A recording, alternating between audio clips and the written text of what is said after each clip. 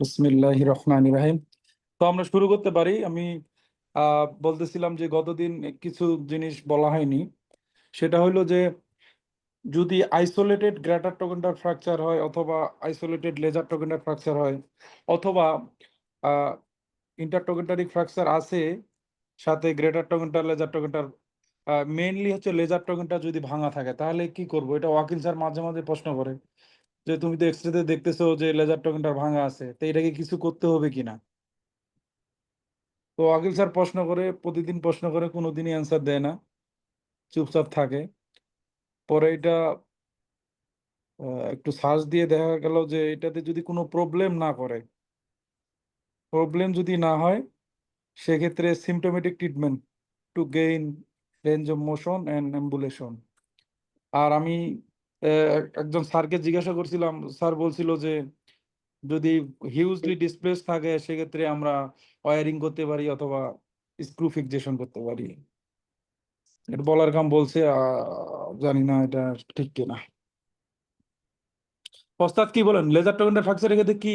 আমি আমি বলি কি ভাই, এই হ্যাঁ। ভিডিওটাতে আমরা কোনো স্যারদের নাম না নেই কেমন। আমরা ও আচ্ছা। যে কোনো একটা নির্দিষ্ট কারো নাম না নেই, কারণ ওকে দেখা ওকে যাবে ওকে এই ওস্তাদ। ভিডিওটা আজ থেকে 10 বছর পরে কেউ না কেউ দেখবে। আচ্ছা আচ্ছা আচ্ছা, হ্যাঁ। তো ওস্তাদ এই ক্ষেত্রে আপনার ইয়া কি, মানে লেজার টগেন্ডারে কি করা হয়? কোনটা? মানে লেজার টগেন্ডার যে আমরা যে পিএফএন দিয়ে ফিক্স করি, ফিক্স করা হলে তো লেজার টগেন্ডার ফ্র্যাকচারের ক্ষেত্রে আমরা কি করবো? সেটাকে কি আমরা কোনোভাবে ফিক্স, আমরা তো করি না, কখনো দেখি না। তো যদি বলে যে এটা কি করবা, তখন আমাদের অ্যান্সার কি হবে?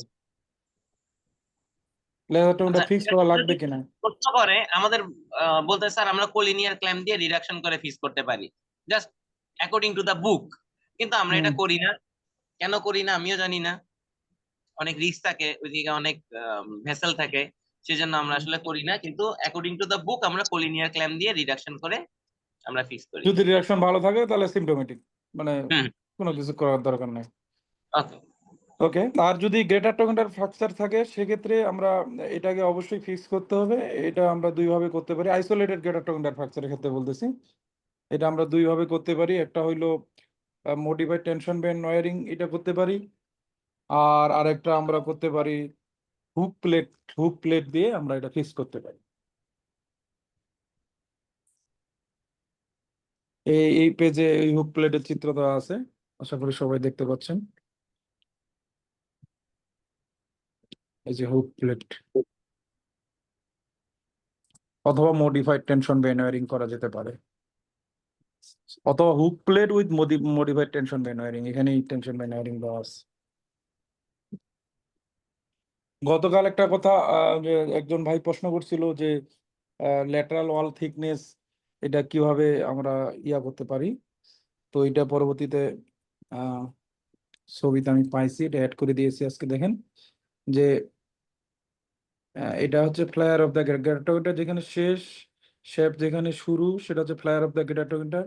ফ্লায়ার অফ দ্য গ্রেটার থেকে 135 ডিগ্রি অ্যাঙ্গেল করে আমরা যে লাইনটা টানবো, এইটার ডিস্টেন্স হইতে হবে 21 mm। 21 mm যদি হয় সেক্ষেত্রে আমরা ডিএসএস করতে পারবো। এখানে চিত্র আছে দেখেন। আর ক্যাম্বেলে যেটা বলছে, এই পয়েন্টটাকে ওরা বলছে ইনোমিনেট টিউবারকল। ইনোমিনেট টিউবারকল থেকে 3 সেন্টিমিটার বিলো, পরবর্তী কথা সেম, যে 135 অ্যাঙ্গেল করে যেই ডিস্টেন্সটা, এই ডিস্টেন্সটা 21 mm হইতে হবে। তাহলে এখানে দেখেন আমি 21 mm একটু দেখাই দিই। তাহলে স্যারেরা যেটা বলুক 20 বা 22 না, lateral wall thickness less than 21 mm, less than 21 mm যদি হয় সেক্ষেত্রে আমরা ডিএসএস করব না। তো এখানে কি প্রবলেম হয়, এখানে সেক্ষেত্রে দেখা গেছে যে কাট আউট হয়, কাট আউট অফ দ্য নেই, এটা important factor for cut out. এখানে এক্স রেতে এই যে ফ্লায়ার থেকে আমরা এই ডিস্টেন্সটা, এটা হচ্ছে 21 mm। আরেকটা ক্যাম্বেলে আরেকটা প্রশ্ন আছে বা একটা ইয়া দেওয়া আছে যে যদি ডিএসএস ছাড়া আর কোনো ডিভাইস ইউজ করা যাবে কিনা ডিএসএস এর মতো।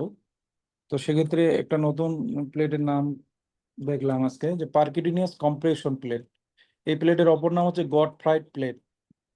একটা নতুন থিসিস বা ওই রিসার্চ করে দেখা গেছে যে Gotfried percutaneous compression plating compare to the sliding hip screw fixation of internal hip fracture a prospective randomize study. এই স্টাডি করে দেখা গেছে যে এই পারকিউটিনিয়াস প্লেটের রেজাল্ট ভালো, সব দিক থেকে রেজাল্ট ভালো। এই জন্য মনে করলাম যে এটা একটু অ্যাড করার দরকার, এটা যেহেতু ক্যাম্বেলেই আছে। আমরা এখন শর্ট করে সামনের দিকে আগাবো। আমাদের মেইনলি আজকে পিএফএন রিলেটেড আলোচনা এবং পিএফএন এর স্টেপস অফ অপারেশন নিয়ে কথা হবে, কিন্তু এর মাঝখানে ছোট্ট করে সাব প্রোগ্রামটা নিয়ে আমরা একটু সামান্য আলোচনা করতে ভাই চাই। বটপিট প্লেটটা যেটা বললেন ওই জি জি পেজটাতে আরেকবার একটু নেন ভাই, এটা কি মানে নতুন ক্যাম্বেলে আসছে? জি জি জি এটা আজকে ক্যাম্বেল পড়তে গিয়েই পাইলাম আর কি। এই যে প্লেটের ছবিটা আমি দিছি দেখেন, আচ্ছা আচ্ছা আচ্ছা এবং আচ্ছা, এই আরেকটা আরেকটা প্লেট যেটা আমরা ইউজ করি সাব টোকেন্টারে, যে আমাদের টোকেন্টারিক স্টেবিলাইজেশন প্লেট, এটা কি পরে বলবেন আজকে? জি জি জি এটা পরে বলবো ওকে ইনশাআল্লাহ। ওকে, ইনশাআল্লাহ। থ্যাংক ইউ ভাই। ওকে, তো আমরা সাবটোকেন্ডারি রিজনে চলে যাই। তো সাবটোকেন্ডারি রিজনে স্যারেরা শুনতে চায় যে সাবটোকেন্ডারি রিজন বলতে আসলে কি বুঝো। তো এক্ষেত্রে স্যারেরা আমাদের যেটা বলছে যে লেজার টোকেন্ডারের আপার পার্ট থেকে 7.5 সেন্টিমিটার অথবা 7 সেন্টিমিটার, আর লোয়ার পার্ট থেকে বা বেস থেকে হচ্ছে 5 সেন্টিমিটার, এইটুক রিজিয়ন জুড়ে হচ্ছে সাবটোকেন্ডারি রিজিয়ন। গতকালকে আমরা পড়ছি যে প্রক্সিমাল হিপ ফ্র্যাকচার বলতে হেড নেক ইন্টারটোকেন্ডার এবং সাবটোকেন্ডারকে বোঝানো হয়। তো দেখা গেল যে সাবটোকেন্ডারি রিজিয়ন কোথাও কোথাও লেখা আছে যে লেজার টোকেন্ডার থেকে ইথমাস পর্যন্ত যে রিজিয়ন সেটা সাবটোকেন্ডারি রিজিয়ন। তবে বইয়ে বলা আছে, ক্যাম্বেলে বলা আছে লেজার টোকেন্ডার থেকে 5 সেন্টিমিটার, তার মানে এটা এই লেজার টোকেন্ডার লোয়ার পার্ট থেকে জিনিসটা আসলে বোঝানো হচ্ছে। তো সাবটোকেন্ডারি রিজিয়ন, এই রিজনে ফ্র্যাকচার কেমন হয় এটা একটা এক্সরে দেওয়া দেওয়া আছে এখানে। কারণ এই ফ্র্যাকচার আমরা তো জানি যে কোনো ফ্র্যাকচার অর্থোপেডিক্সে বা আমাদের সাবজেক্টে প্রথমে ক্লাসিফিকেশন জানতে হয়। তো অনুরূপভাবে সাবটোকেন্ডারি রিজনে ক্লাসিফিকেশন আমাদের জানতে হবে। এটার জন্য মোস্ট পপুলার ক্লাসিফিকেশন হচ্ছে সেনসেইমার ক্লাসিফিকেশন। এই ক্লাসিফিকেশন বলার উচ্চারণ করার সাথে নাম বলার সাথে যেটা স্যারেরা জিজ্ঞাসা করে স্পেলিংটা জিজ্ঞাসা করে। এই স্পেলিংটা তো দুই বইয়ে দুই রকম, এখন কোনটা ভালো ওস্তাদ একটু বলুক। সেনসেইমার একটু বলুন। এই ঠিক আছে ওস্তাদ, সেনসেইমার উচ্চারণ বানান। ঠিক আছে ভাই, ঠিক আছে ঠিক আছে। আই নাই তো, সামনে তো আই নাই, আর সামনে আই কনফিউজ আছে কি? করেন না ভাই, ভালো আছে, ঠিক আছে। ওকে, ঠিক আছে।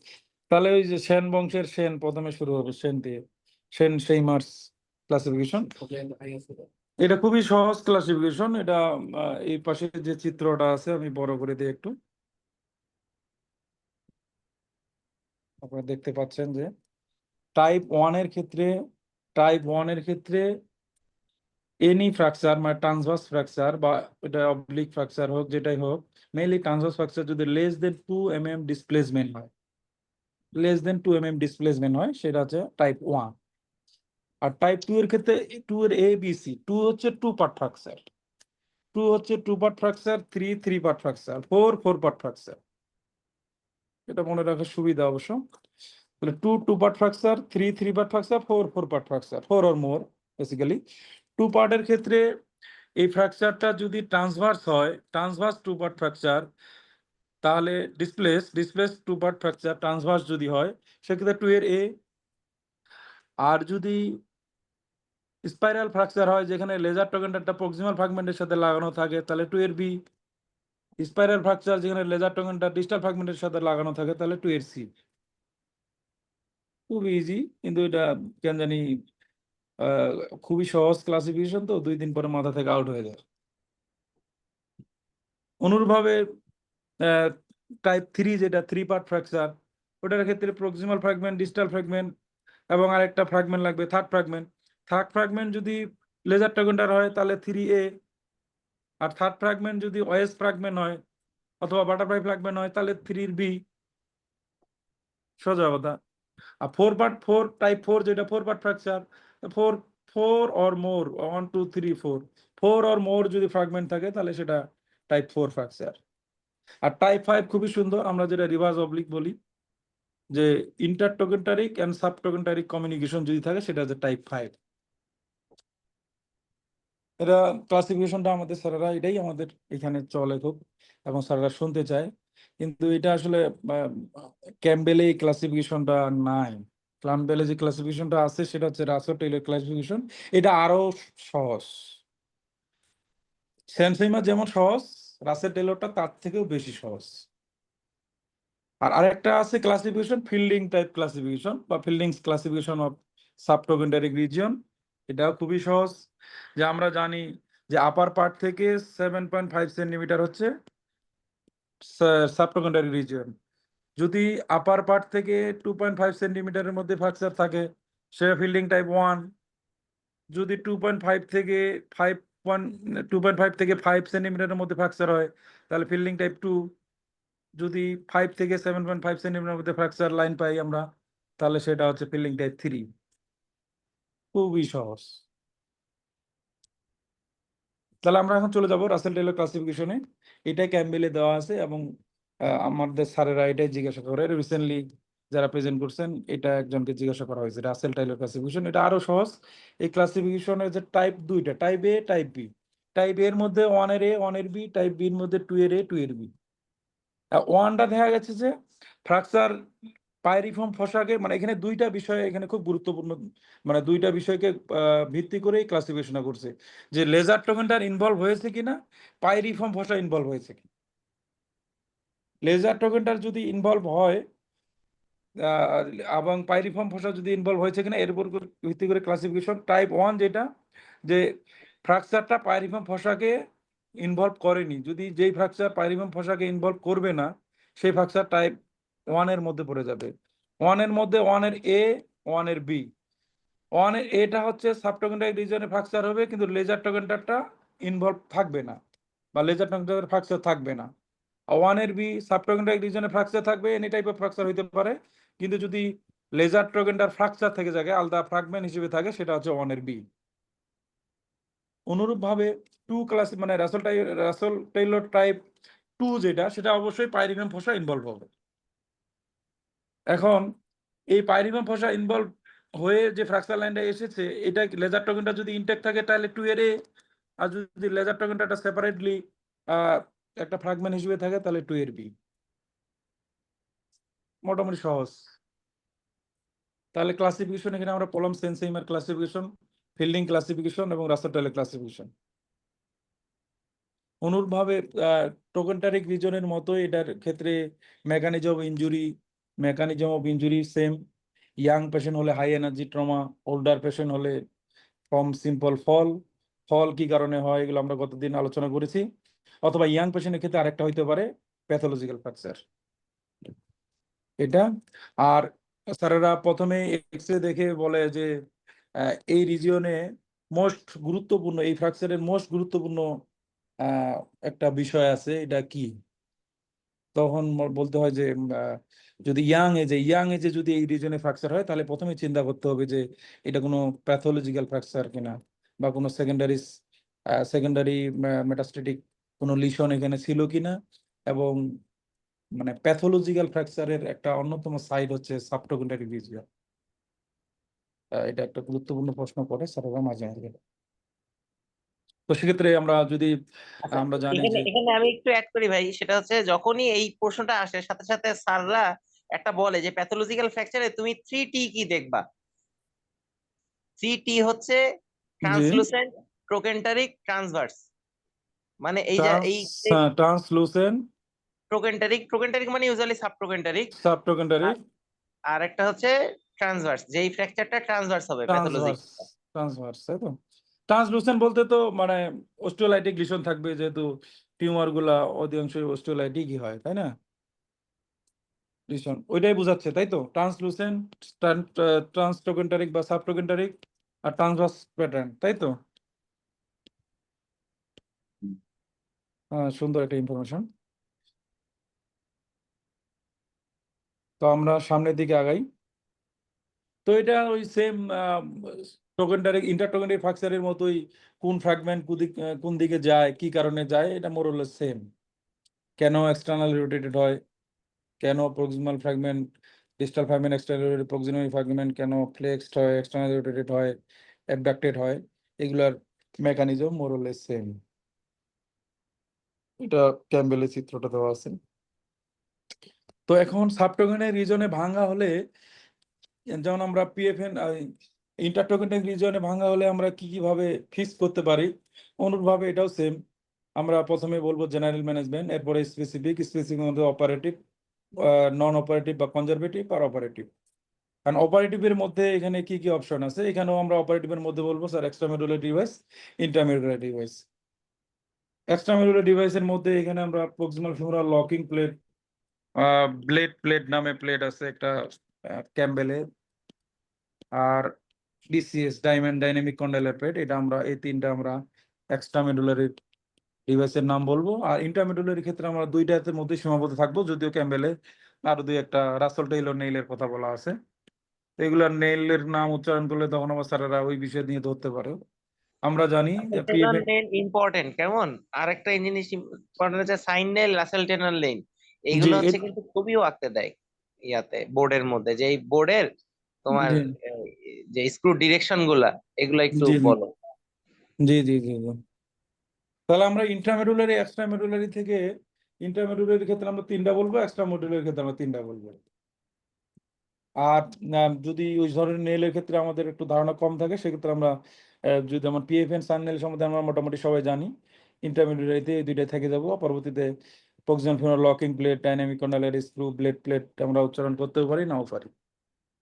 তিনটা তিনটা করে উম, আমরা বলার চেষ্টা করব। তো যেহেতু পিএফএন, আমরা সাবটোকেন্টারিক রিজনেরও চয়েস অফ ইমপ্লান্ট আমাদের, এবং ইন্টারটোকেনের রিজনে পিএফএন, আমরা এরপরে পিএফএন নিয়ে ডিটেলস আলোচনা করব। আর কিছু প্রশ্ন সাবটোকেন রিজন থেকে করা হয়, সেটা আমরা আলোচনা করতে চাচ্ছি। যে বলে যে তুমি এই এক্সরেটা দেখায় বলবে যে এই এক্সরে সাবটোকেনের রিজনে যে ফ্র্যাকচার, এই ফ্র্যাকচারের ক্ষেত্রে মোস্ট ডিফিকাল্ট ইস্যু কি, বা এটার ক্ষেত্রে একটা ইম্পর্টেন্ট ইস্যু আছে, যে এটা তোমাকে অবশ্যই এই ইস্যুটা এটাকে মানে কি অ্যাড্রেস করতে হবে। এই ধরনের প্রশ্নের ক্ষেত্রে অ্যান্সার হচ্ছে যে রিডাকশন। রিডাকশন হচ্ছে মোস্ট ডিফিকাল্ট সাবটোকেন্টারি রিজনে। যদিও পড়াশোনা কম, ইন্টারটোকেন্টারি রিজনের তুলনায় সাবটোকেন্টারি রিজনের পড়াশোনা কম, কিন্তু এখানকার অপারেশনটা ডিফিকাল্ট, মানে রিডাকশনটা ডিফিকাল্ট। আবার ইন্টারটোকেন্টারি রিজনে ইন্টারটোকেন্টারি পড়া অনেক বেশি হলেও রিডাকশন মোটামুটি সহজ। এটা একটা কোরিলেশন করলাম আর কি। তাহলে বলবে যে এই এই রিজনের সবচেয়ে important issue sir reduction, reduction and maintenance of length, alignment and rotation.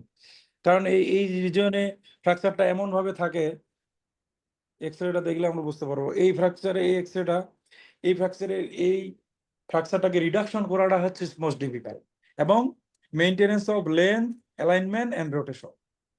অ্যান্সারটা হবে sir most difficult stage is reduction and maintenance of length, alignment and rotation. কারণ এটা লেন মেনটেন করা, অ্যালাইনমেন্ট ঠিক করা, রোটেশনটা ঠিক করা, এটা খুবই ডিফিকাল্ট এই রিজনে। ওই জন্য অনেক ক্ষেত্রে এটা কিন্তু ক্লোজ রিডাকশন ইন্টারনাল ফিক্সেশন করা যায় না। অনেক সময় স্যারদের বলতে হয়, sir if fail close reduction internal fixation then we will do many open for fixation বা ফর রিডাকশন।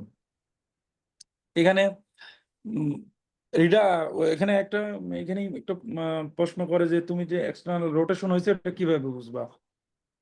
তো রোটেশন বোঝার জন্য আমাদের যে আমাদের বলতে হবে স্যার যে মেডুলারি ক্যাভিটির যে ডায়ামিটার, প্রক্সিমাল ফ্র্যাগমেন্ট এবং ডিস্টাল ফ্র্যাগমেন্টের মেডুলারি ক্যাভিটির ডায়ামিটার হচ্ছে সিমেট্রি নাই, বা disparity between the medullary cavity of proximal end distal segment. আর অন্য একটা জিনিস বলতে হয় যে স্যার প্রমিনেন্স অফ লেজার টোকেন, বা অন্যান্য ক্ষেত্রে বা অন্যান্য বোনাসের ক্ষেত্রে যে কোনো অ্যানাটমিক্যাল স্ট্রাকচার যেটা প্রমিনেন্স থাকে না, যেমন নর্মালি এপি ভিউতে লেজার টোকেনটা কি থাকে, পোস্টোমিডিয়ালি থাকে, যেটা এই প্রিভিউতে অতটা ভালো আমরা বোঝা যায় না, কিন্তু ওটা যদি প্রমিনেন্টলি দেখা যায় তাহলে তার মানে এটা রোটেশন আছে। আর মেইন মেইন জিনিস এখানে যে disparity between the medullary canal diameter, এই জন্য আমরা এভাবে বুঝতে পারবো যে এখানে স্যার রোটেশন আছে। তাহলে আলটিমেটলি যে কথাটা দাঁড়াইলো যে স্যার এখানে reduction is difficult, reduction and maintenance of length alignment and rotation, এটা হচ্ছে এখানকার ইম্পর্টেন্ট ইস্যু। এবং এর পরিবর্তে অন্য রিডাকশনের পরে ultimately guide wire insertion difficult, মানে রিডাকশন ভালো হলেই তো গাইড ওয়ার ইনসারশন করা যাবে। কারণ এখানে প্রশ্ন করে যে আচ্ছা এটা তো রিডাকশনের প্রবলেম বা রিডাকশনটা এখানে একটু কঠিন, তাহলে রিডাকশন কিভাবে করা যায় ক্লোজলি আমরা করতে পারি যে রিমার ইনসারশনের মাধ্যমে আমরা এটা রিডাকশন করতে পারি, অথবা প্রক্সিমাল এবং ডিস্টাল ফ্র্যাগমেন্টে আমরা শান্স স্ক্রু দিয়ে প্রক্সিমাল ডিস্টাল ফ্র্যাগমেন্টকে আমরা কন্ট্রোল করে রিডাকশনে আমরা আনতে পারি। এইটাকে জয়স্টিক ম্যানোভার বলে, শান্স স্ক্রু অ্যাপ্লিকেশন করে যেটা করা হয়। অথবা রিমার আমরা প্রক্সিমাল ফ্র্যাগমেন্ট থেকে রিমার দিয়ে ডিস্টাল ফ্র্যাগমেন্টকে আমরা ম্যানিপুলেট করে, হ্যাঁ, কখনো ডিস্টাল ফ্র্যাগমেন্ট যেই দিকে আছে ডিসপ্লেসমেন্ট ওর উল্টা পাশে কম্প্রেশন করে আমরা অ্যালাইনমেন্টে নিয়ে আসে আমরা রিডাকশন করতে পারি, মানে রিমার ইনসারশন করতে পারি। আরেকটা প্রশ্ন করে যে এই রিজিয়নের মোস্ট ডিফিকাল্ট মানে কমপ্লিকেশন কি? মোস্ট কমপ্লিকেশন, এই রিজিয়নের অন্যতম কমপ্লিকেশন হচ্ছে যে এই রিজিয়ন হচ্ছে যেমন ইন্টারট্রকিটাইক রিজিয়ন হচ্ছে মেটাফাসিয়াল এরিয়া, মোস্ট ভাস্কুলার এরিয়া, ওইখানে ইউনিয়ন হবে 97% ইউনিয়ন হয়, এবং কমপ্লিকেশন হলেই ম্যাল ইউনিয়ন হবে, কিন্তু এই রিজিয়নটাতে নন ইউনিয়নটা বেশি হয়। কারণ কি? কারণ এটা তো এরপরে চলে আসলো কর্টিক্যাল এরিয়া, কারণ এটা হচ্ছে কর্টিক্যাল এরিয়া, এখানে most stress area, less vascular area, less muscular area, যার কারণে এই রিজিয়নে নন ইউনিয়ন বেশি হয়। না না বাবা, তাহলে এটা প্রশ্ন করে যে এটা মোস্ট স্ট্রেস কেন, মোস্ট স্ট্রেস এরিয়া কেন? কারণ এই রিজিয়নের উপরে এক পাশে লাগানো থাকে অ্যাবডাক্টর, এক পাশে লাগানো থাকে ফ্লেক্সর, এর নিচে থাকে অ্যাডাক্টর, পিছনে থাকে হ্যামস্ট্রিং, সামনে থাকে কোয়াড্রিসেপস। এত মাসলের অ্যাকশনের কারণে এই সাবটোকেনের রিজনটা হচ্ছে মোস্ট স্ট্রেসড এরিয়া। এবং এখানে যে কর্টিক্যাল বোন শুরু হলো, কর্টিক্যাল এরিয়া আমরা জানি যে হ্যাঁ মেটাফাইসিয়াল এরিয়ার থেকে কর্টিক্যাল এরিয়াটা লেস ভাস্কুলার, এবং এখানে মাসল অ্যাটাচমেন্ট তুলনামূলকভাবে অন্যান্য উপর নিচের থেকে কম, এই জন্য এটা less muscular as well age less vascular area, সুতরাং এই রিজিয়নে নন ইউনিয়নটা বেশি হয়। এই কদিনে এগুলো শিখছো না? কার জানি ভলিউমটা একটু বাড়ানো। ভাইয়া আমরা সবাই আনমিউট করি তারা।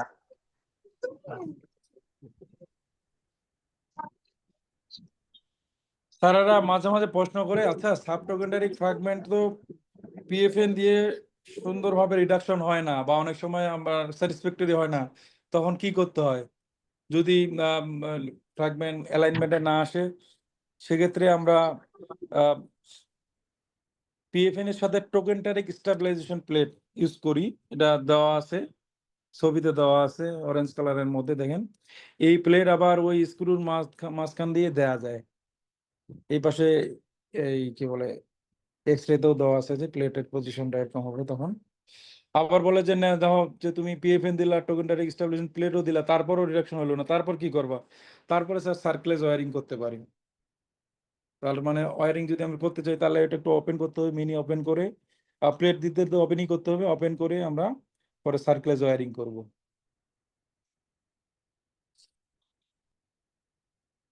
সার্কুলার ওয়ারিং এখানে এখানে এটা নেলটা একসাথে কিভাবে বসাবো, যে পিএফএন এটা স্কোর ওই যে স্ক্রু দেওয়ার, হ্যাঁ দেখেন ভিতরে গেলে ঠিক থাকবে দুইটা একসাথে?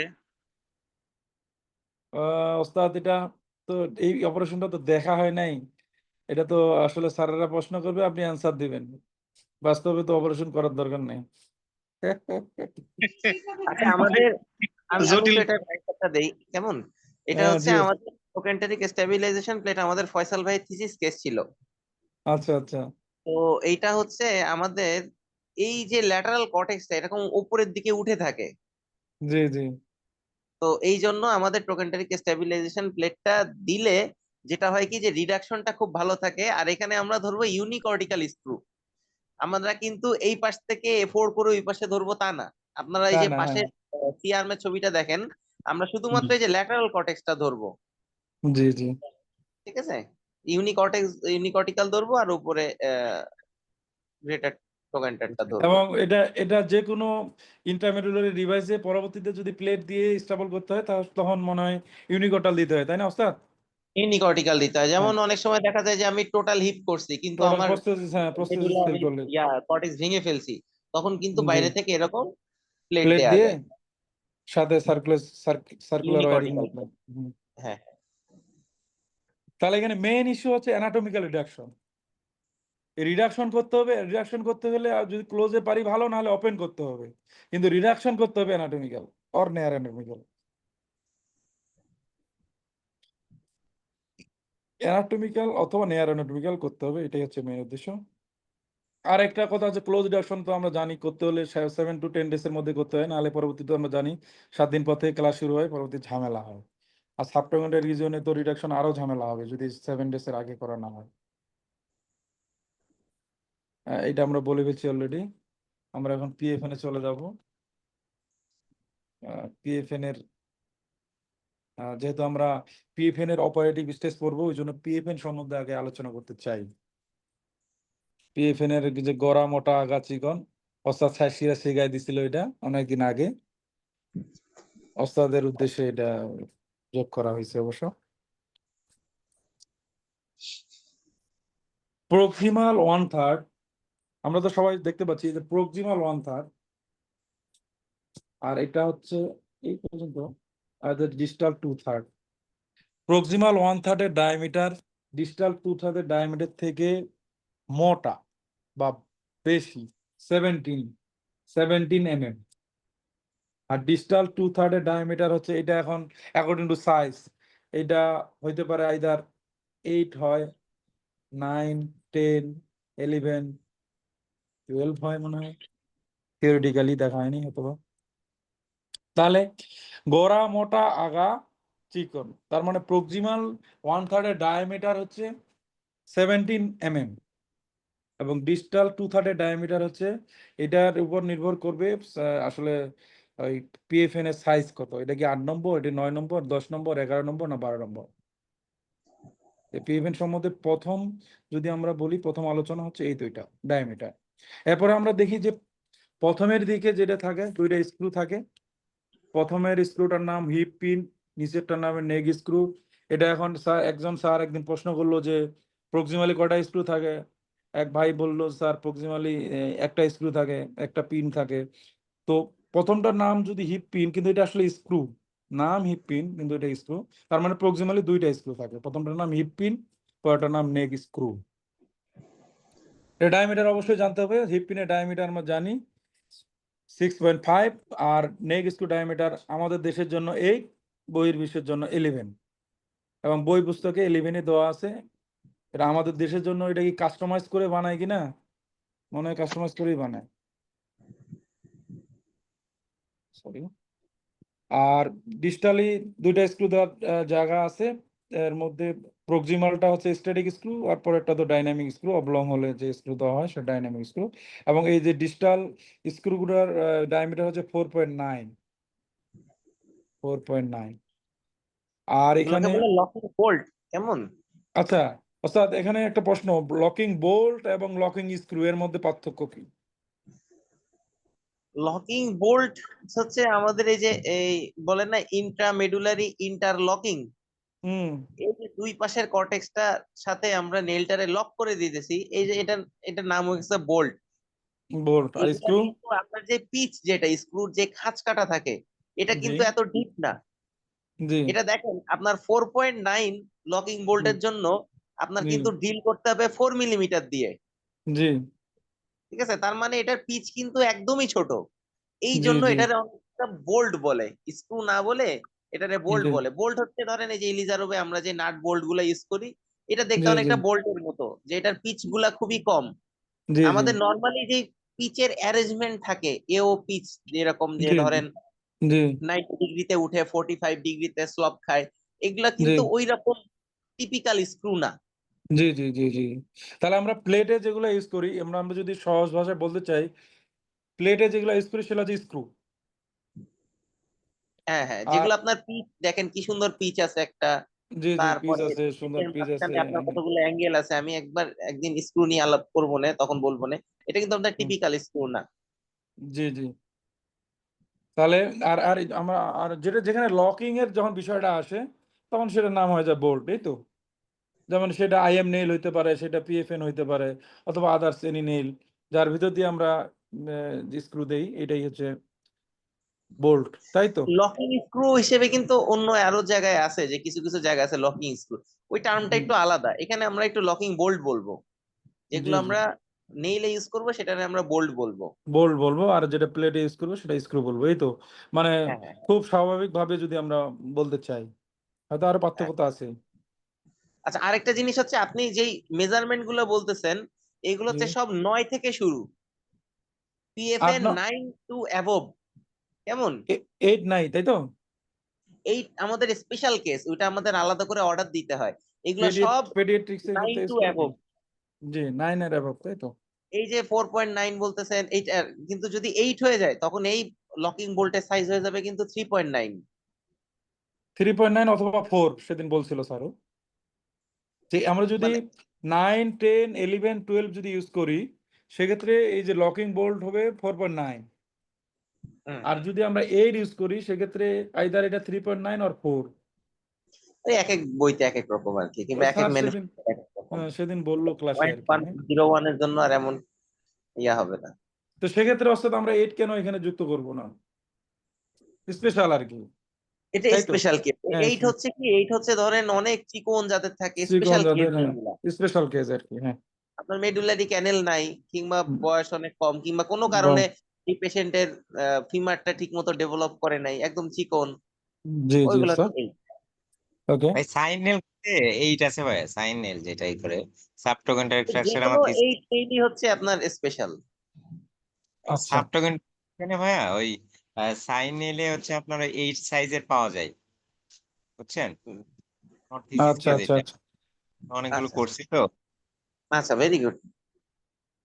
ওকে আর ইউজুয়ালি ইউরোপিয়ান বা আমেরিকান পিপলদের জন্য এখানে যে মিডিও ল্যাটারাল অ্যাঙ্গেল 6 ডিগ্রি কিন্তু এশিয়ানদের জন্য এই মিডিও ল্যাটারাল অ্যাঙ্গেল 6 ডিগ্রি তো কারণ কনভেনশনাল ভেতরে মনে হয় কোনো চেঞ্জ নাই না, কনভেনশনাল ইজ কনভেনশনাল।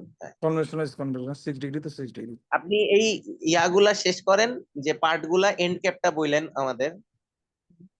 জি জি ওস্তাদ ইনক্যাপ সম্বন্ধে আপনি একটু বলেন তো এন্ড খুব ক্যাপ একটা কিছুই না, ওই যে উপরে একটা ক্যাপ আর কি, কনভেনশনালে এন্ড ক্যাপ। আপনার হেলিক্যাল স্ক্রুর ক্ষেত্রে এটার একটা আলাদা একটা মাঝে যা আছে, ওটা আমি এখন বলতেছি না, আপনি সবকিছু শেষ করেন আগে। আচ্ছা আচ্ছা ওকে হ্যাঁ তাহলে এটা মনে রাখে আপনি বলে দিন শেষে আচ্ছা তাহলে মোটামুটি আমরা পিএফএন এর যদি বা পিএফএন এর যদি বৈশিষ্ট্য সম্বন্ধে আমরা বলে ফেলছি প্রক্সিমাল 1/3 17 mm ডিস্টাল 1/3 8 থেকে শুরু এর স্পেশাল কেস 9 10 11 12 হতে পারে মিডিও ল্যাটারাল অ্যাঙ্গেল 6 ডিগ্রি প্রক্সিমালি দুইটা স্ক্রু থাকে ডিস্টালিও দুইটা স্ক্রু থাকে ডিস্টালির প্রক্সিমালটা স্ট্যাটিক এবং একেবারে সেটা ডাইনামিক প্রক্সিমালের হিপ পিন যেটা ওটা 6.5 নেক স্ক্রু আমাদের দেশের জন্য 8 এখানে আমরা ফাংশনটা বলে রাখি হিপ পিন হচ্ছে ফর রোটেশন প্রিভেনশন মানে অ্যান্টি রোটেশন স্ক্রু আর neck screw for weight bearing neck screw দিয়ে ওয়েট বেয়ারিং হয় এবং এটা এটা আমরা অপারেশনের সময় ওখানে কিছু বলবো যে এইটার ক্ষেত্রে কিভাবে রাখতে হবে এবং কম বেশি হলে কি হতে পারে এটা আমরা একটু পরে আলোচনা মানে Z effect reverse Z effect V effect কি জিনিস আমরা নেক্সট বলবো এগুলো আর আমরা classification of proximal femoral nail এটাতে আমরা প্রথমে according to generation first generation second generation third generation আর অ্যাকর্ডিং টু লেন্থ শর্ট এবং শর্ট পিএফএন লং পিএফএন এখন জেনারেশন আমরা যেটা পড়লাম এটা ফার্স্ট জেনারেশন 2 স্ক্রু প্রক্সিমালি থাকবে ডিস্টালি থাকবে 2 স্ক্রু আমরা অলরেডি ফার্স্ট জেনারেশনটা পড়ে ফেলছি অপর নাম হচ্ছে conventional PFN or standard PFN second generation PFN এর মধ্যে দুইটা ভাগ PFN A PFN A2 PFN A for anti rotation PFN A2 তে আর একটা এ যোগ হয়েছে anti rotation for Asian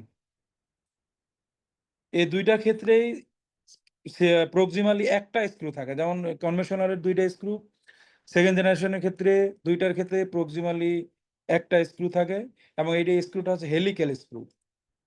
helical screw. আর আমরা জানি কনভেনশনাল স্ক্রুগুলোর ক্ষেত্রে স্ক্রুগুলো আমরা স্ক্রু ড্রাইভারের মাধ্যমে আমরা ইনসার্ট করি বা টাইটেনিং করি। কিন্তু সেকেন্ড জেনারেশন স্ক্রুর ক্ষেত্রে আমরা এটা স্ক্রু ড্রাইভার ইউজ করবো না, আমরা এখানে হ্যামারিং করে বা হ্যামার দিয়ে আমরা স্ট্রাইক করে করে আমরা এই স্ক্রু প্লেসমেন্ট করব। পার্থক্য এটা। এবং আর অন্য কোনো পার্থক্যর মধ্যে পিএফএন এ এবং A2-র মধ্যে পার্থক্য আছে।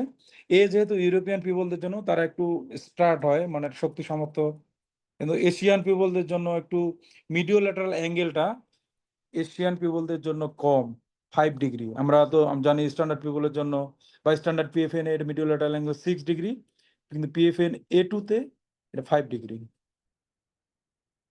থার্ড জেনারেশন পিএফএন এর নাম গামা নেল, যদি এটা নিয়ে একটু কনফিউশন আছে, তারপরও এটাই চলে, স্যারেরা এটাই শোনে। তো গামা নেল হচ্ছে কথা ইউজ করা হয়, অস্টিওপোরোটিক বোনে এটা বেশি ইউজ করা হয়। অ্যাজ ওয়েল এজ সেকেন্ড জেনারেশনও মেইনলি সেকেন্ড জেনারেশন যে নেলটা এটাও তৈরি করা হয়েছে অস্টিওপোরোটিক বোনের জন্যই। থার্ড জেনারেশন হয়তো বা আরেকটু আপডেটেড। তো according to generation, first generation, second generation, third generation গেল। অ্যাকর্ডিং টু লেন্থ অনুযায়ী শর্ট পিএফএন, লং পিএফএন, এটা তো অ্যাকর্ডিং টু লেন্থ অনুযায়ী হয়েছে। 18 থেকে 24 সেন্টিমিটার যদি হয়ে থাকে সেটা হচ্ছে শর্ট, আর 30 থেকে 42 সেন্টিমিটার পর্যন্ত যে পিএফএন গুলো পাওয়া যায় সেটা লং পিএফএন। আর এখানে একটা প্রশ্ন করে যে তুমি কখন শর্ট পিএফএন দিবা, কখন লং পিএফএন দিবা। প্রশ্নের অ্যান্সারটা আমরা জানি যে যখন ইন্টারটোকেন্ডারি ফ্র্যাকচারের ক্ষেত্রে যখন সাবটোকেন্ডারি এক্সটেনশন যখন থাকে তখন আমরা লং পিএফএন দেব। আর যদি শুধুমাত্র স্টাবল ফ্র্যাকচার, স্টাবল ইন্টারটোকেন্ডারি ফ্র্যাকচার না হয় সেক্ষেত্রে আমরা শর্ট পিএফএন দিতে পারি। কিন্তু লং পিএফএন আমরা দিব তখনই যখন সাবটোকেন্ডারি এক্সটেনশন থাকবে। এটার ব্যাখ্যাটা সম্ভবত ওয়ার্কিং লেন্থের সাথে জড়িত। অর্থাৎ এখানে কিছু যোগ করবেন আপনি যে আমরা লং পিএফএন কেন দেব ওয়ার্কিং লেন্থ ছাড়া। ভাই কন্টিনিউ করেন, শেষ করেন ভাই। ওকে, আমরা সামনের দিকে আগাই। আমরা স্টেপস অফ অপারেশনে চলে যাব। প্রথমে পিএফএন অপারেশনের আমরা স্টেপস অফ অপারেশনে যাব। এক্ষেত্রে স্যারেরা জিজ্ঞাসা করে যে তুমি কি ডাইরেক্ট পেশেন্টকে কিভাবে তুমি পেশেন্ট টেবিলে নিছো, কোন টেবিলে কি করছো। প্রথমে পেশেন্টকে সাইড টেবিলে আমরা অ্যানেস্থেসিয়া দিয়ে এরপরে আমরা ফ্র্যাকচার টেবিলে তুলি। এটা খুব গুরুত্বপূর্ণ, স্যারেরা ধরে। তো ফ্র্যাকচার টেবিলে তোলার পরে প্রথমে কোন পজিশনে আমরা রাখি, আমাদের পজিশন হচ্ছে supine position with perineal post. যদিও ক্যাম্বেলে বলা আছে যে স্পেশাল কেসে ল্যাটারাল পজিশনেও করা যেতে পারে, তো আমরা কোনোদিন দেখা হয়নি আমার, সুপাইন পজিশনেই আমাদের এখানে করা হয়। তো এখানে সুপাইন পজিশনে করার ক্ষেত্রে এখানে যেমন আমি অ্যাড করে দিয়েছি বিনয় সিং এর ভিডিও থেকে যে পজিশনটা আসলে কেমন থাকবে। যে আমাদের অ্যাফেক্টেড লিম থাকবে অ্যাবডাক্টেড, যেখানে হিপ এবং নি থাকবে ফ্লেক্সড। আর নর্মাল লিম আর এফেক্টেড লিম আপনার ফ্র্যাকচার টেবিলের সাথে এই যে ফুড ইন্টের সাথে আমার লাগানো থাকবে। লাগানোর পরে আপনার রিডাকশনের পরে আমাদের সিসেপ পজিশনে আমরা রাখবো। তো এর আগে আমরা রিডাকশন নিয়ে আলোচনা করতে চাই যে রিডাকশন আমরা কিভাবে করব। এটা নিয়ে তো অনেক আলোচনা, মানে এক এক সময় এক এক আলোচনা হয় এটা। এখানে আমি একটু অ্যাড করে দিতে চাই ভাই, এই ধরেন ট্রোকেন্টারিক ফ্র্যাকচার বলেন, সাবট্রোকেন্টারিক ফ্র্যাকচার বলেন, এইগুলাতে সবার আগে স্যাররা যেটা শুনতে চায় যে পেশেন্টকে আমরা অ্যানেস্থেসিয়া দিব সাইড টেবিলে, জি সাইড জি, টেবিলে অ্যানেস্থেসিয়া দেওয়ার পরে আমরা ফ্র্যাকচার টেবিলে তুলবো। ফ্র্যাকচার এই যে টেবিলে তুলবো। ব্যাঙের করে আমরা ফ্র্যাকচার টেবিলে তুলবো। জি তুলে আমরা এই যে পেরিনিয়াল পোস্টের দুই দিকে দুই পা দিয়ে আমরা ঠ্যাংটা ফিক্স করব। জি তারপরে হচ্ছে আমরা রিডাকশন করব। এইটা স্যাররা মানে ওত পেতে বসে থাকে এই ভুলটা ধরার জন্য যে জি, শুরু করবা কি দিয়ে। শুরু করব হচ্ছে আমরা সাইড সাইড ট্রলিতে টেবিলে অ্যানেস্থেসিয়া, স্পাইনাল অ্যানেস্থেসিয়া দিয়ে। এটা বললে তারা খুব মন খারাপ করে, আহারে ধরতে পারলাম না মুরগিটারে। পেরিনিয়াল পোস্ট কি? এটা কি বললেন? পেরিনিয়াল কি এই যে জানেন? চিত্রটা দেখেন, এই চিত্রটা দেখেন তাহলে বুঝতে পারবেন। এই যে মালটা হচ্ছে এই যে পেরিনিয়ামের সাথে যেটা অ্যাটাচড আছে এই এই যে এই যে গোলাকার যে বস্তু পেরিনিয়ামের সাথে অ্যাটাচ থাকে এটাই হচ্ছে পেরিনিয়াল পোস্ট। ভাই খুঁটি খুঁটি খুঁটি খুঁটি, হ্যাঁ, আমাদের এলাকায় বলে শিল্পই শিল্পই। আচ্ছা, আমরা আগাই। রিডাকশন আমরা কিভাবে করব? ক্লোজ রিডাকশন আসলে, তো ক্লোজ রিডাকশনের ক্ষেত্রে ক্যাম্বেলে যেটা দেখলাম, ক্যাম্বেলে বলা আছে traction in abduction followed by internal rotation, ওখানে আর কোনো কথাই নেই মাঝখানে। তো আমাদের এখানে ট্রাক রিডাকশন যেভাবে করব, যে প্রথমে আমরা যে ট্রাকশন দিব in abduction and externally rotated position, আবার সেদিন এক স্যার দিলাম এক্সটার্নাল রোটেশন করলে আবার খেপে গেল। তো এখন এটা তো ঝামেলা, মধুর ঝামেলা। তবে ওস্তাদরা যেটা বলে যে আমরা ট্রাকশন দিব ইন অ্যাবডাক্টেড পজিশন। ট্রাকশন দিলে কি হবে, লিগামেন্টো টেক্সিসের মাধ্যমে আমার ফ্র্যাগমেন্ট গুলা কাছাকাছি আসার চেষ্টা করবে, মানে অ্যালাইনমেন্টে আসবে। তারপরে যদি আমরা স্লাইড এক্সটার্নাল রোটেশন করি তাহলে ডিসইম্প্যাকশন হবে। এটা নিয়ে কিন্তু কথা আছে, এক একজন এক এক কথা বলে। এরপরে আমরা যেটা করব, এরপরে আমরা অ্যাডাকশন, মানে যতটুকু অ্যাবডাকশন করছি ওটা আমরা অ্যাডাকশন করব, এবং যতটুকু এক্সটার্নাল রোটেশন আমরা করছি ডিসইম্প্যাকশনের জন্য, ওই এক্সটার্নাল রোটেশনকে আমরা আবার নিউট্রালাইজ করে নর্মাল পজিশনে নিয়ে আসব। মানে এটা ইন্টারনাল রোটেশন হবে না, মানে ইন্টারনাল রোটেশন করব কিন্তু যতটুকু এক্সটার্নাল রোটেশন করেছি ততটুকু ইন্টারনাল রোটেশন করব। তাহলে এই যে জিনিসটা হয়ে গেল যে এক্সটার্নাল রোটেশনটা নিউট্রালাইজড হয়ে গেল, এই জন্য এটাকে বলি যে অ্যাডাকশন আমরা করলাম যতটুকু অ্যাবডাকশন করেছি ফলোড বাই নিউট্রালাইজেশন। এরপরে বলতে হয় যে ইফ নিডেড ইন্টারনাল রোটেশন। ভাই অনন্ত জলিলের মতো একটু পেঁচায় গেছে, আপনি আরেকবার শুধুমাত্র জাস্ট পয়েন্টটা বলেন কেমন, আচ্ছা যে ইন্টারনাল এগুলো বাদ দিয়ে জাস্ট পয়েন্টটা। আচ্ছা, ট্রাকশন ইন অ্যাবডাকশন, ওকে, একটা পয়েন্ট দেন। দেন এরপরে শুনেন, এরপরে বই পুস্তকে বলা আছে কিন্তু ইন্টারনাল আবার রোটেশন। পেঁচাইতেছে, আবার পেঁচাইতেছে, আপনি সরি, জাস্ট পয়েন্ট বলবেন আর কিচ্ছু না। আচ্ছা, traction in abduction and externally rotated limb followed by adduction and neutralization. Very good, neutral position if needed If internal rotation. needed internal rotation. কি সহজ। ওকে, কারণ এটা তো অনেক স্যারেরা তো নিতে চাচ্ছে না ওস্তাদ, ওই জন্য বলে দিলাম আর কি। আচ্ছা, আমরা তাহলে প্রথমে পেশেন্টকে আমরা ফ্র্যাকচার টেবিলে রিডাকশন করলাম, তো আমাদের রিডাকশন করা শেষ। এরপরে আমরা পজিশন করব। পজিশন কিভাবে করব? পজিশন হচ্ছে দুই ধরনের পজিশন। দুই ধরনের পজিশনে আমি দেখছি স্যারেরা নেয় বা শুনতে চায়। একজন যদি এই নর্মাল লিম থাকবে অ্যাবডাক্টেড এবং হিপ নি থাকবে ফ্লেক্সড, আর এফেক্টেড লিম থাকবে অ্যাডাক্টেড থাকবে। কতটুকু অ্যাডাক্ট থাকবে? 10 to 15 ডিগ্রি অ্যাডাক্টেড থাকবে, এবং টর্সো অথবা ট্রাঙ্কও থাকবে কন্ট্রাল্যাটারালি 10 to 15 ডিগ্রি অ্যাডাক্টেড। আলটিমেটলি যেটা হয়ে গেল সি পজিশন হলো। এই যে সি পজিশনের চিত্র আমি দেখাই দিছি, দেখেন এগুলো কিন্তু রিডাকশনের পরে। পেশেন্টকে আমরা সাইড টেবিলে অ্যানেস্থেসিয়া দিলাম, এরপরে আমরা ফ্র্যাকচার টেবিলে তুললাম, তোলার পরে আমরা ওই পদ্ধতিতে reduction, close reduction, manoeuvre reduction করলাম।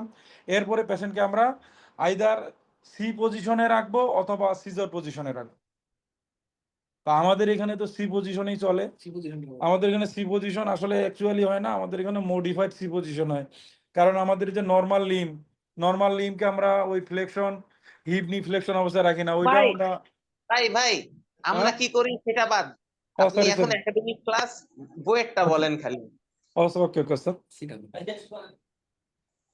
তাহলে সি পজিশন আমরা এখানে দেখা গেল যে যে নর্মাল যে লিম, এফেক্টেড লিমটাকে আমরা 10 to 15 ডিগ্রি আমরা কি করলাম, অ্যাডাক্টেড করলাম, মানে অপোজিট সাইডে নর্মাল সাইডের দিকে, এবং ট্রাঙ্কও আমরা ওই নর্মাল সাইডের দিকে 10 to 15 ডিগ্রি আমরা অ্যাডাক্ট করে রাখবো। এটা কেন করব? এটা আমাদের গেটার টমেটার এখানে প্রমিনেন্স হবে এবং আমাদের এন্ট্রি পয়েন্টটা সুবিধা হবে। এতে আরেকটা চিত্র এওতে দেওয়া আছে যে এক্ষেত্রে আমরা যখন সি পজিশন করব তখন হিপের লেভেল যাতে সেম থাকে, হিপের লেভেল আবার এই যে উল্টাপাল্টা হয়ে থাকলে হবে না। তখন আবার ঝামেলা হবে, উদ্দেশ্য ঠিক থাকবে না। ক্যাম্বেলে দেওয়া আছে সিজার পজিশন। সিজার পজিশনটা এটাও একটু খুবই সহজ এবং সুন্দর পজিশন আমার কাছে মনে হয়েছে। যে এফেক্টেড লিম্ব যেটা, সেটা থাকবে 22 মানে ওই এফেক্টেড লিম্বের হিপ থাকবে 20 to 30 ডিগ্রি ফ্লেকশন এবং অ্যাডাকশন। আর নন এফেক্টেড বা নর্মাল লিম্ব থাকবে 20 to 30 ডিগ্রি এক্সটেনশন এবং অ্যাবডাকশন। এটা এটা ওই এক এওতেও বলা আছে যে ইনজুরড লিভ থাকবে ফ্লেক্সড এন্ড অ্যাডাক্টেড, আর নন ইনজুরড লিভ হচ্ছে এক্সটেন্ডেড এন্ড অ্যাবডাক্টেড। তাহলে এটা কি হইলো? দুইটা লেগের পজিশন হইলো লাইক ওপেন সিজার্স। এটা সিজার পজিশন। আমরা দুই পজিশনে করতে পারি। আমরা সামনের দিকে আগাই।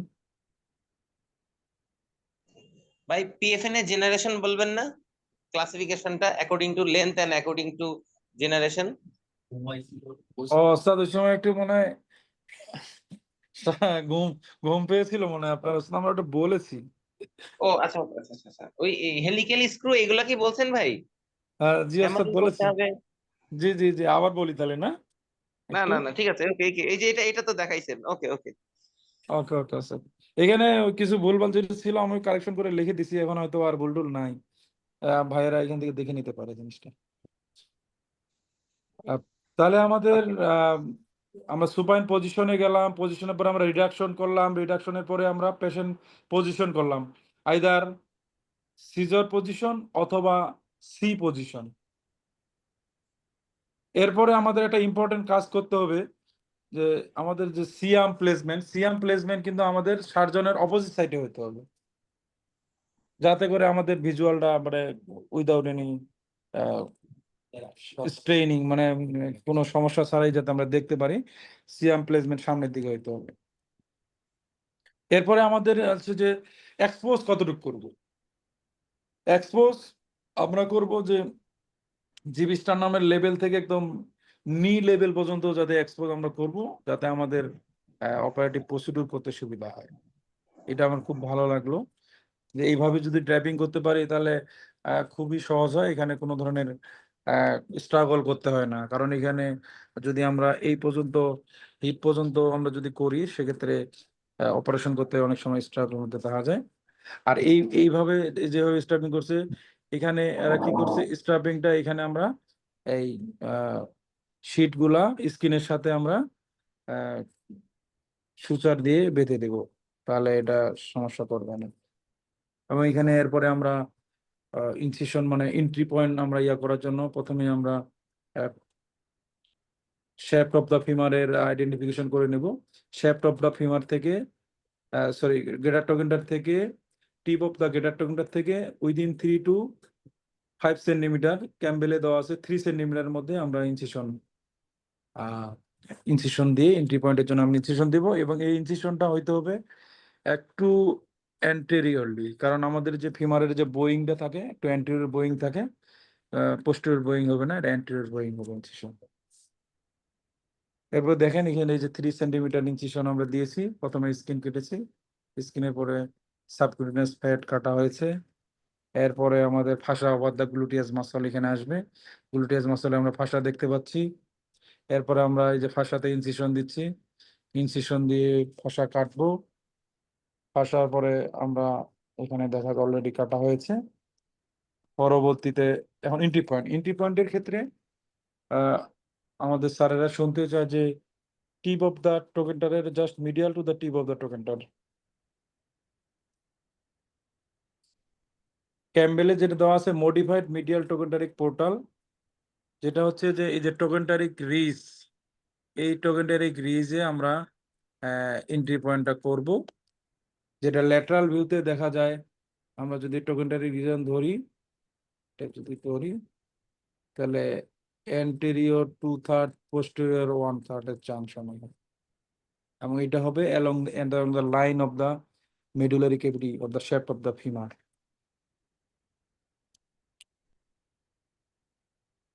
তাহলে just medial to the tip of the greater trochanter, এটাও স্যারেরা নেয়। ক্যাম্বেলে বলা আছে trochanteric ridge over the greater টোকেন্টার।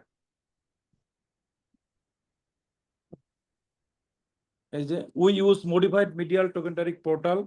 The modified medial trochanteric portal is located on the medial aspect of the greater trochanter along the trochanteric ridge on the anterior posterior view, AP view তে, in line with the femoral shape on the lateral view.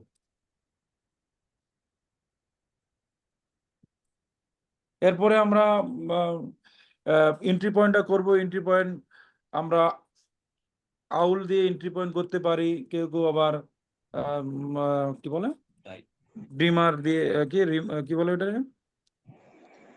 School দেওয়ার সময় আউল যেটা দিয়ে করি, আউল দিয়ে করি। আচ্ছা, বই পুস্তকে আউল দিয়েই লেখা আছে।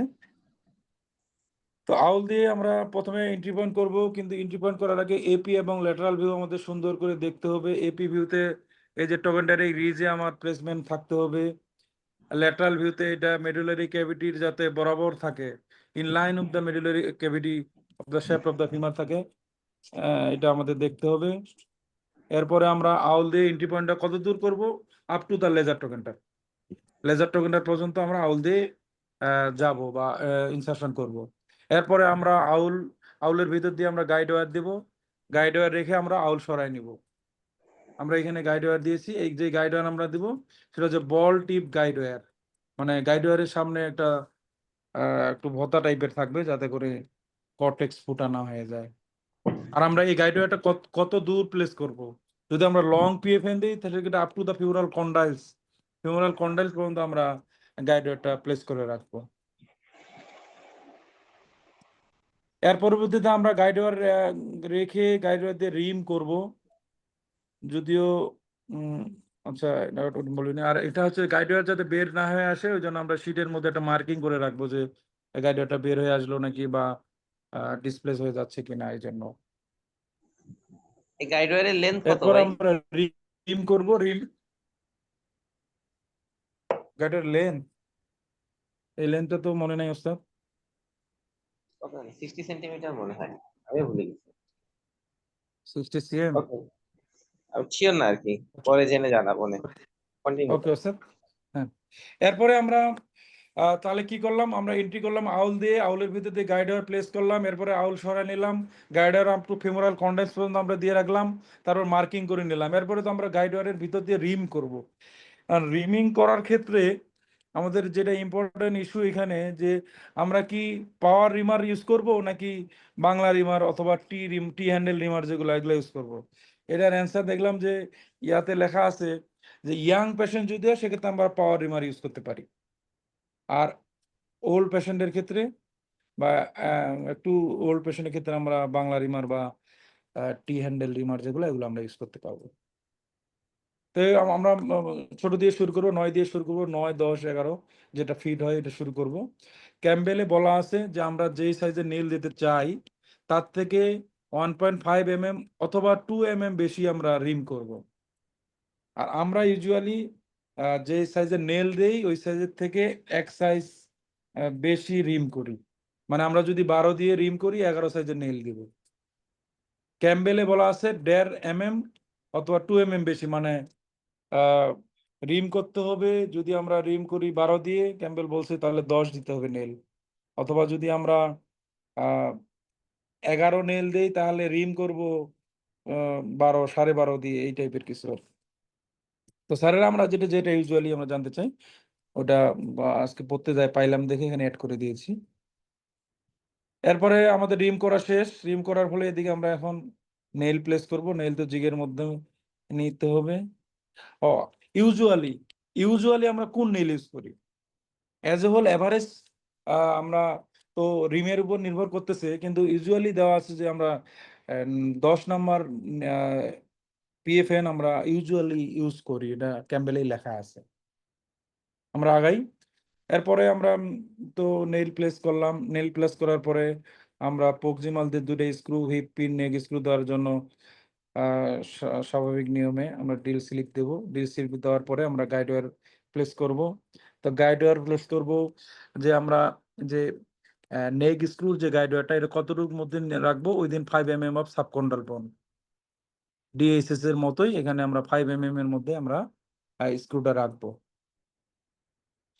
এরপরে আমরা এই গাইড ওয়্যারের গাইডে আমরা পরবর্তীতে রিম করব অথবা ড্রিল করব, ড্রিল করে আমরা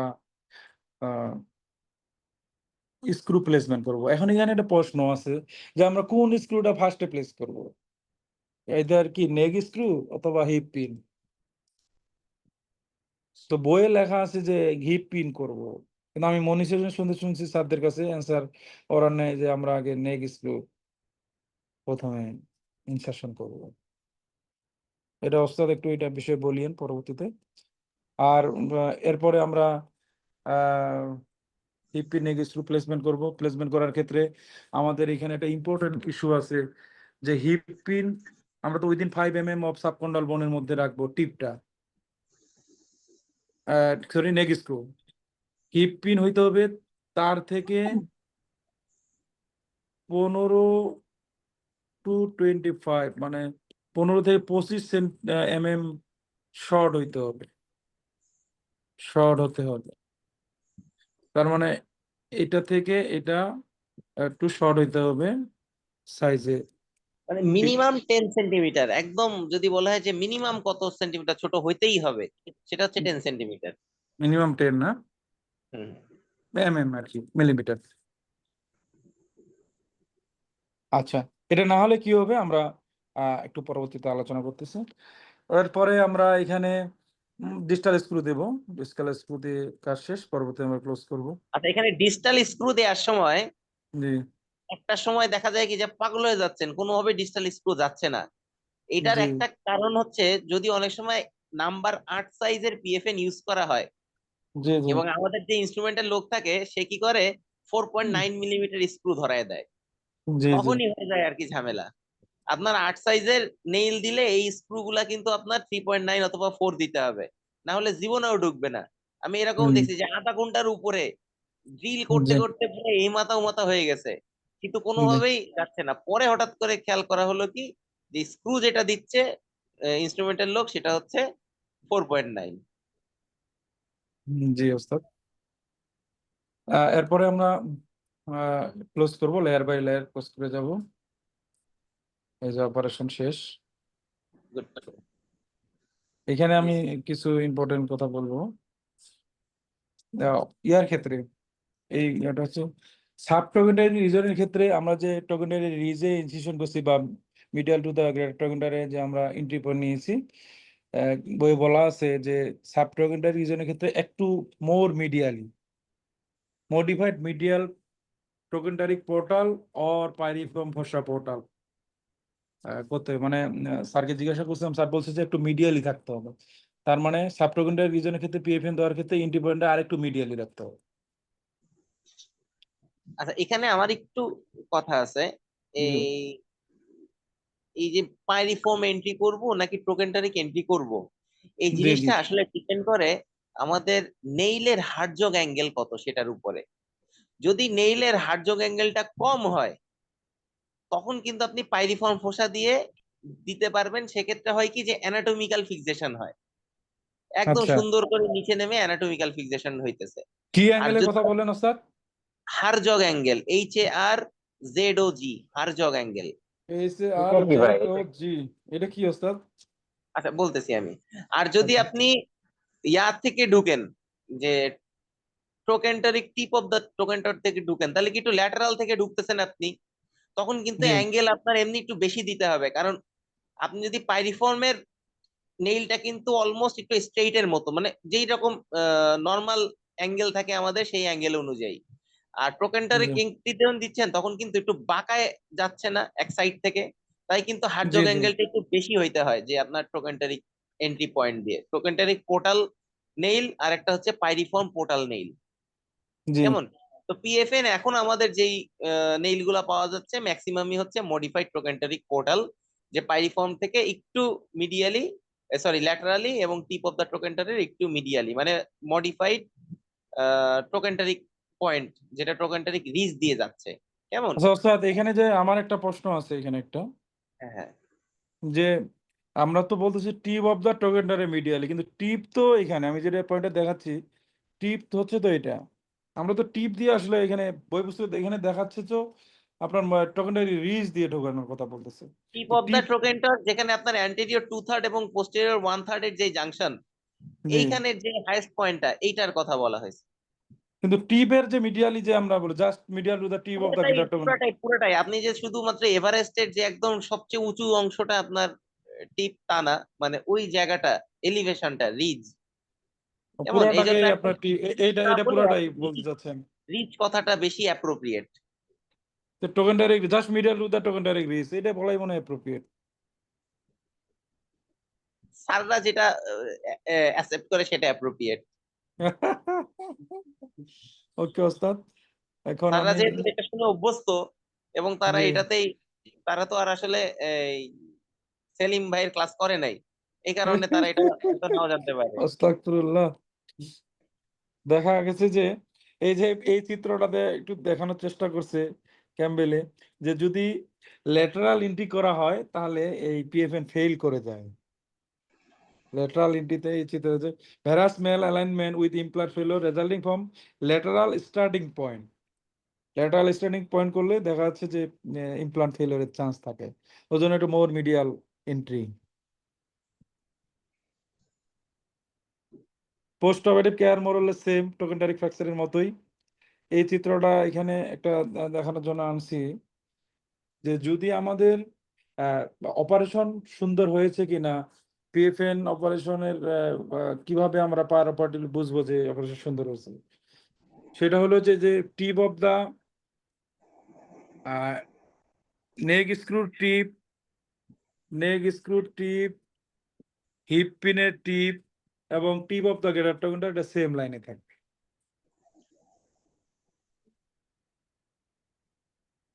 যদি তিনটাই সেম লাইনে থাকে তাহলে একদম পারফেক্ট অপারেশন অফ পিএফএন।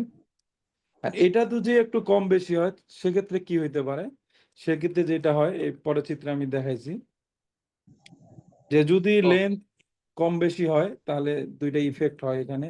স্যারেরা মাঝে মাঝে জিজ্ঞাসা করে, একটা জেট ইফেক্ট, এটা হচ্ছে রিভার্স জেট ইফেক্ট। কম বেশি ভাই এটা হচ্ছে প্যাথোলজিক্যাল।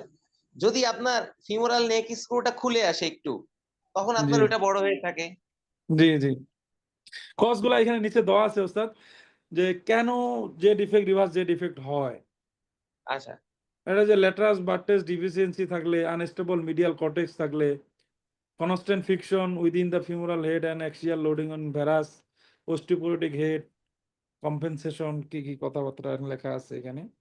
তো স্যারেরা আমি দেখছি যে যদি এটা তুমি মেনটেন না করো, যে হিপ পিন যদি ওই যে 10 অথবা 15 অথবা 20 অথবা 25 তুমি যদি কমায় না দাও তাহলে কি হইতে পারে, জেড ইফেক্ট। তাহলে জেট ইফেক্ট স্যার অথবা রিভার্স জেট ইফেক্ট।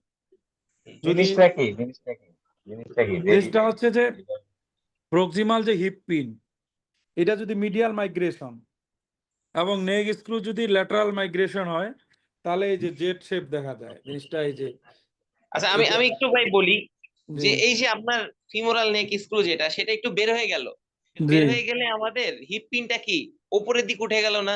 তাহলে জি লোডটা পুরোপুরি ওইটার উপরে পড়বে। তো পড়বে। ওইটার উপরে যখন পড়ে তখন এই হিপ পিনটা কাট আউট হয়ে যায়। জি তো এই জন্য এটারে বলা হয় জেড ইফেক্ট।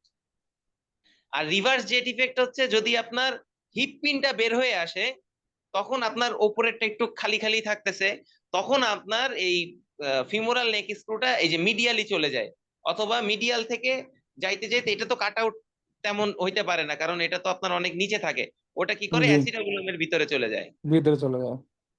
জি এটা হচ্ছে রিভার্স জেট ইফেক্ট। রিভার্স। তাহলে দেখা গেলো যে জেড ইফেক্ট অথবা রিভার্স জেড ইফেক্ট যেটা হোক না কেন এটা অনেকটা ফ্র্যাকচারের জন্য বা বোনগত সমস্যার কারণেই হয় বা ইমপ্লান্টগত সমস্যার কারণে। আর আরেকটা ইম্পর্টেন্ট আমি সমস্যা একটু হয়। আরেকটু যোগ করবো ভাইয়া, হ্যাঁ সেটা হচ্ছে হ্যাঁ অবশ্যই যদি অবশ্যই। আমরা যদি দুইটাই সেম লেভেলে দিই, আমাকে একজন অটোতে এরকম বলছিল, দুইটা স্ক্রু যদি একই লেভেলে দেয়া হয় তাহলে হ্যাঁ সেই ক্ষেত্রে জেড ইফেক্ট হয়। প্রেশার তখন আমার দুইটার উপর দিয়ে যাচ্ছে, নর্মালি তো নেক স্ক্রুর উপর দিয়ে আমার প্রেশারটা যাওয়ার কথা, জি হিপ জি পিনের ভিতর দিয়ে আমার প্রেশারটা যাবে না। বা দুইটা যদি একই লেভেলে দেয়া হয় তাহলে হুম আমার এই হিপ স্ক্রুর মধ্যে দিয়ে প্রেশারটা যাবে, এই কারণে হিপ স্ক্রুটা ব্রেকডাউন হবে, ব্রেকডাউন হইলেই তখন জেড ইফেক্ট হয়। আর এটা এরকম বলছিল আমাকে ওটিতে স্যার বলছিল সিনিয়র স্যার। আর রিভার্স জেট ইফেক্ট আসলে কেন হয় এটা কিছু বলে না, এটা একটু কেন ইচ্ছা। আচ্ছা আচ্ছা, না আমার আমার কাছে মনে হচ্ছে যে যদি হিপ পিন নেগ স্ক্রু মধ্যে নেগ স্ক্রুর তুলনায় হিপ পিন তো 15 সেন্টিমিটার 15 mm তো কম থাকতে হবে। তো আপনার 15 আসলে কি স্যাররা মানে যে কোনো ইফেক্টের জন্য একটা স্ক্রু একটু বের হইতে হবে। জি যদি আপনার এফএনএস টা বের হয় জেড ইফেক্ট, যদি হিপ পিনটা বের হয় রিভার্স জেড ইফেক্ট। কেমন সোজা কথা। ইফেক্টের কি জিনিস, যদি এফএনএস টা বের হয় হিপ পিনটা কাট আউট হবে, আর যদি হিপ পিন বের হয় তাহলে এফএনএস টা অ্যাসিটাবুলামে চলে যাবে, রিভার্স জেড ইফেক্ট। জি, সহজ কথা।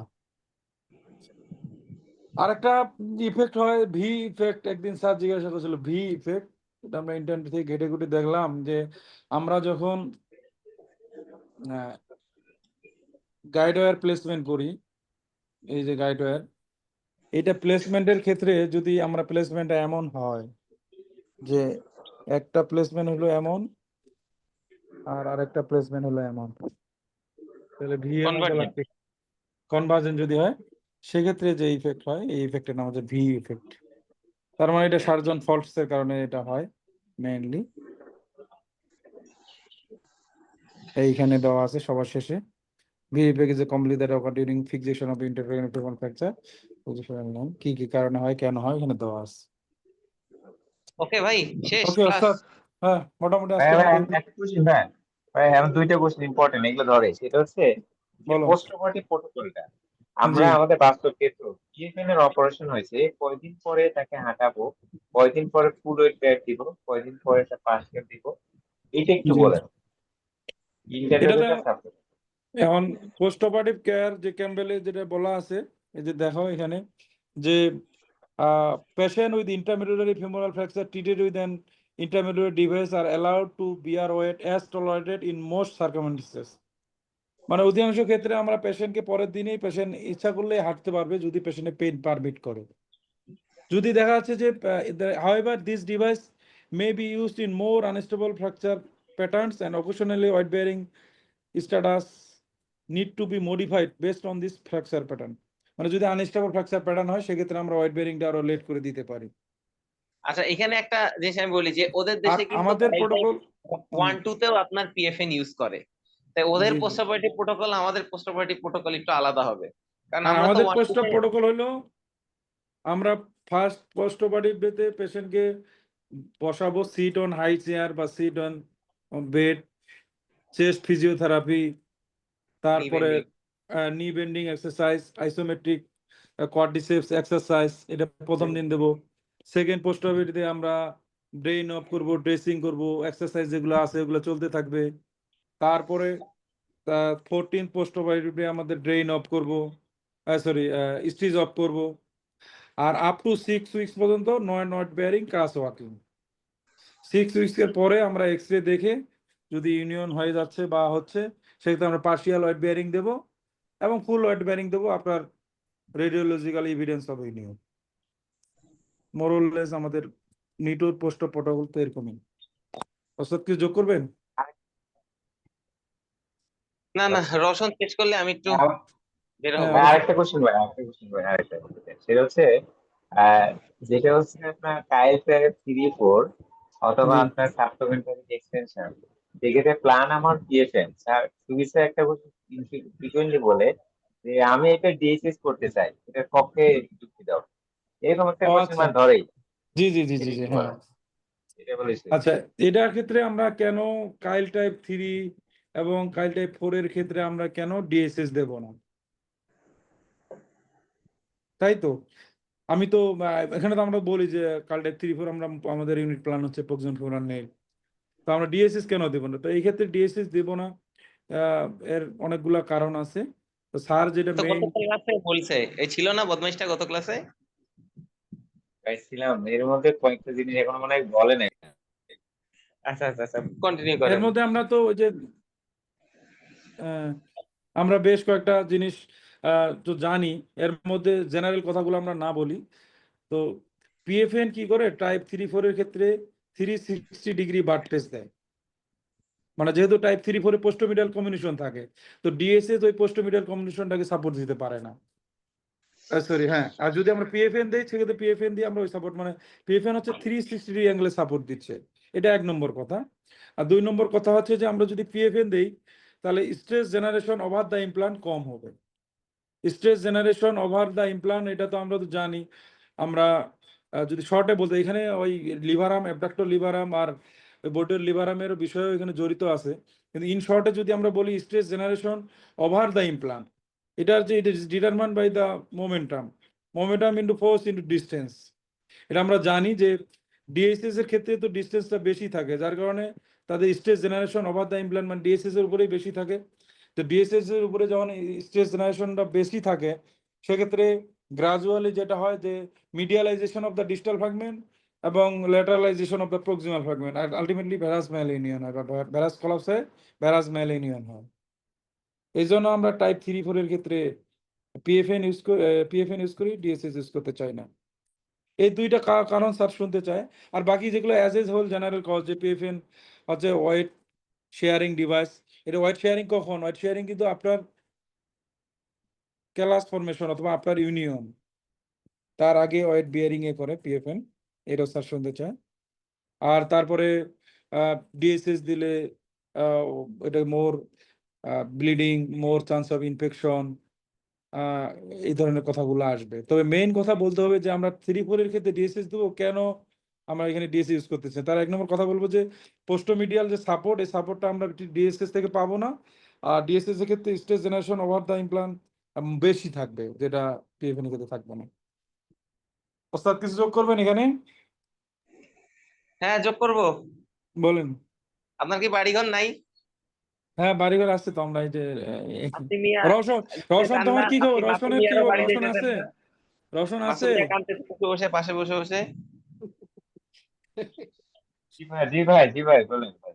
মানে আমরা এই মেইন কারণ, মানে ওই সুবীর স্যার এই দুইটা কারণ যখন কেউ বলে না বা একটা বলে একটা বলে না, তখন পর্যন্ত সে বলতেই থাকে আর কি বলো আর কি বলো। ও সরি, স্যারদের কথা বলা যাবে আবার না, আপনাদের সরি নাম সরি বলে। সরি।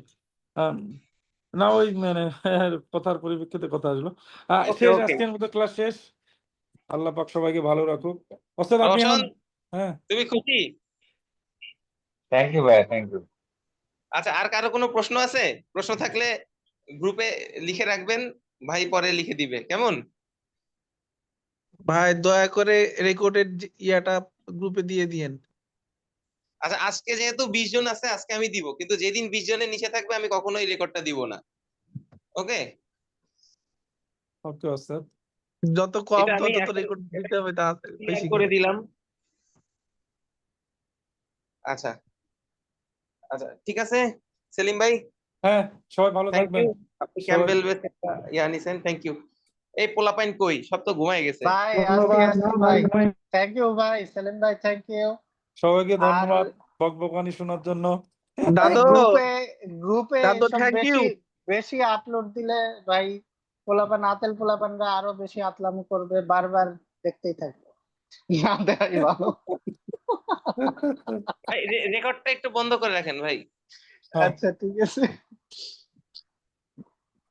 দাদু থ্যাংক ইউ। আসসালামু তাহলে আসসালামু আলাইকুম। আসসালামু আলাইকুম ওয়া রাহমাতুল্লাহি ওয়া বারাকাতুহু। রেকর্ডটা বন্ধ করেন আগে, আমি কয়টা কথা বলি।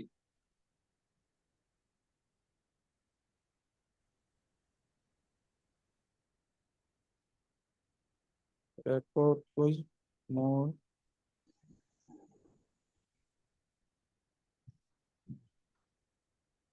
আজকেও তো রেকর্ড খুঁজে পাচ্ছি না, কোথায় রেকর্ড আপনার? মরে যান। প্রতিদিন মরে রেকর্ড কি যাইতে করেনি নাই? না না না, রেকর্ড করছি, কি বলেন? মরে যেতে বলে। এই যে মরে যাওয়ার দরকার নেই আপনার, এই যে শেয়ারের পাশে দেখেন রেকর্ড অপশন আছে। শেয়ারের পাশে রেকর্ড অপশন কই?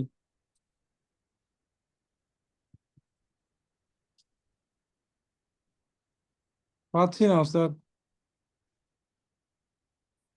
আচ্ছা, পোলাপাইন ডি একটাও নাই বুঝছেন, এটি সব জুমের ভিতরে ঢুকে চুপচাপ অন করে সে তারা যাদের মতো কাজ করতেছে।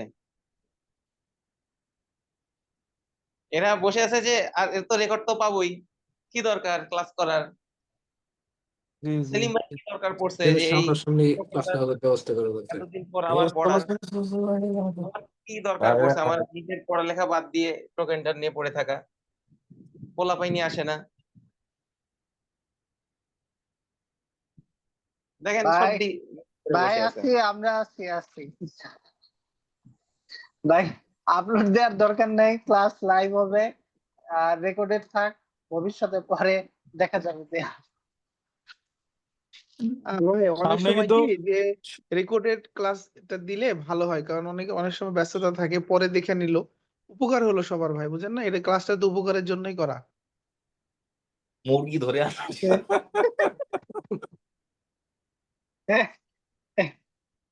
ক্লাসের প্রতি অবহেলা চলে আসে অনেকের। শোনেন আমি যে আগামীতে আমাদের যে ভাইয়েরা ক্লাস নিয়ে আসতেছে, এ ভাইয়েরা খুবই সুন্দর ক্লাস নেয়, খুবই ভালো ক্লাস নেয়। আপনাদেরকে অগ্রিম আমন্ত্রণ জানিয়ে আজকে এখানে শেষ করছি। বিশেষ করে সামনে যারা যারা আছে, সাদি ভাই, রওশন, তারপরে আমাদের ফয়সাল থেকে শুরু করে জুবায়ের, এরা সবাই জিনিয়াস এবং খুব সুন্দর করে বুঝাইতে পারে।